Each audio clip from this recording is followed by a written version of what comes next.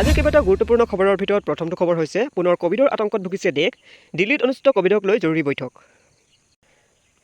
চীনত নৰসংহাৰৰ সৃষ্টি কৰা কৰোনাৰ অমিক্ৰণৰ উপৰূপ BF7 প্ৰজাতিৰ বীজাণুত ভাৰতত আক্ৰান্তৰ সংখ্যা 4জনলৈ বৃদ্ধি পোৱাৰ পিছত কেন্দ্ৰীয় স্বাস্থ্য মন্ত্ৰালয়ৰ জৰুৰী বৈঠক মিলিত হয়।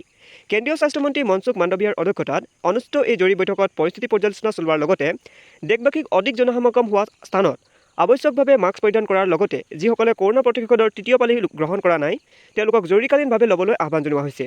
লগতে ৰাজ্য চৰকাৰসমূহক সতৰ্কতামূলক ব্যৱস্থা গ্ৰহণ কৰিবলৈ নিৰ্দেশ দিয়া হৈছে। কৰোনা ভাইৰাছৰ নতুন ৰূপক লৈ চীনক সকীয়াই দিলে বিশ্ব স্বাস্থ্য সংস্থাই। চীনত এক নতুন প্ৰকাৰৰ কৰোনা ভাইৰাছৰ সংক্ৰমণক লৈ উদ্বেগ প্ৰকাশ কৰিছে বিশ্ব স্বাস্থ্য সংস্থাই। তদুপৰি চীনে কৰোনা ভাইৰাছৰ সৈতে জড়িত তথ্য লুকুৱাই ৰাখিব পাৰে বুলি সংগঠনটোৱে আশংকা প্ৰকাশ কৰিছে।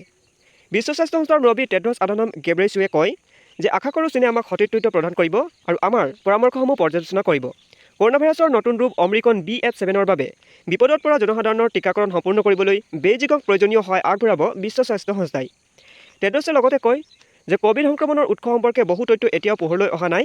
প্ৰসংগক্ৰমে সেই দেশৰ মহামাৰীৰ পৰিস্থিতি সম্পৰ্কে খুব কম তথ্য পোহৰলৈ আহিছে। চীনে সদায় অস্বীকাৰ কৰি আহিছে যে নভেল কৰোনা ভাইৰাছৰ সৃষ্টি হৈছে ইউহানৰ পৰা।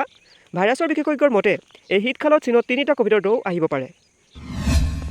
শিক্ষামন্ত্ৰীৰ গুৰুত্বপূৰ্ণ ঘোষণা, শীঘ্ৰেই 3800টা পদত শিক্ষকক দিয়া হ'ব নিযুক্তি। শিক্ষিত নিবনুৱাসকলৰ বাবে ভাল খবৰ, ৰাজ্যত শীঘ্ৰেই আন 3830টা পদত শিক্ষকক নিযুক্তি দিয়া হ'ব। 31 ডিচেম্বৰৰ ভিতৰত ওলাব 3830টা নিয়মীয়া শিক্ষক পদৰ বিজ্ঞাপন। লগতে প্ৰকাশ পাব 589টা ঠিকাভিত্তিক শিক্ষক পদৰ বিজ্ঞাপনো। বিধানসভাত এই ঘোষণা কৰে শিক্ষামন্ত্ৰী ডক্টৰ ৰণোজ পেগুৱে। অস্কাৰ 2023 অস্কাৰৰ বাবে তালিকাভুক্ত হ'ল RRR আৰু Chhello Show'. Academy of Motion Pictures Arts and Science অলপতে 95 সংখ্যক একাডেমী বঁটাৰ বাবে 10টা শাখাত তালিকাভুক্ত হোৱা ছবিসমূহৰ নাম ঘোষণা কৰিছে। 10টা শাখাত এই ছবিসমূহৰ নাম ঘোষণা কৰা হৈছে আৰু documentary, international feature, documentary short, subject, original score আদি শাখাত এই ছবিসমূহৰ নাম ঘোষণা কৰা হৈছে। চলিত বছৰটোৰ এখন বহু চৰ্চিত ছবি RRR সন্নিৱিষ্ট হৈছে এই অস্কাৰৰ তালিকাত। ছবিখনৰ নাটু নাটু শীৰ্ষক গীতটোৱে সংগীত শাখাত স্থান দখল কৰিছে। গুজৰাটী ছবি চেলো শ্ব'য়ে অস্কাৰৰ বাবে ভাৰতৰ পৰা অফিচিয়েল এণ্ট্ৰি লাভ কৰিছিল। এতিয়া এই ছবিখনে আন্তঃৰাষ্ট্ৰীয় ফিচাৰ ফিল্ম শাখাত স্থান দখল কৰিছে। অস্কাৰ 2023ত প্ৰথমবাৰৰ বাবে এণ্ট্ৰি লাভ কৰিছে এখন পাকিস্তানী ছবিয়ে। বেষ্ট ইণ্টাৰনেশ্যনেল ফিচাৰ ফিল্ম শাখাত আৰ্জেণ্টিনা 1985, দ্য কিউট গাৰ্লছ আদিকে ধৰি বিভিন্ন ছবিয়ে নিজৰ স্থান নিশ্চিত কৰিছে।